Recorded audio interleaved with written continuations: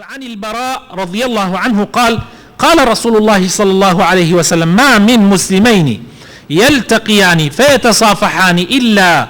غفر لهما قبل أن يتفرقا. ما شاء الله ما شاء الله لم حديث بيروزي بيغمر صلى الله عليه وسلم. إنسان كجيش دبراي مسلماني توقي لقلابك سلامي ليبك توقي لقلابك بدمشي والزردخنيك بك بيغمري خوشوي صلى الله عليه وسلم أفرمي هردو مسلماني أقن بيكتري سلام ليك كانوا توقدس خننا ودس يك ليك جانا بنا وإلا أخوالا قناح كان ينخوش به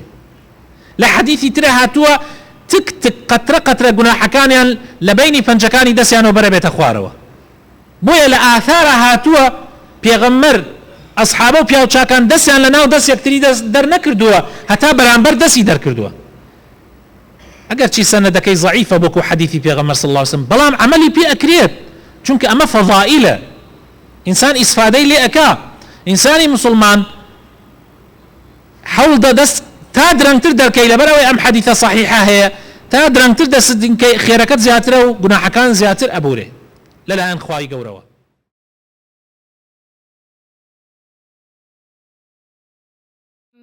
ألم تر كيف ضرب الله مثلا كلمة طيبة كشجرة طيبة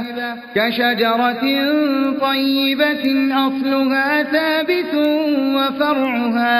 وفرعها في السماء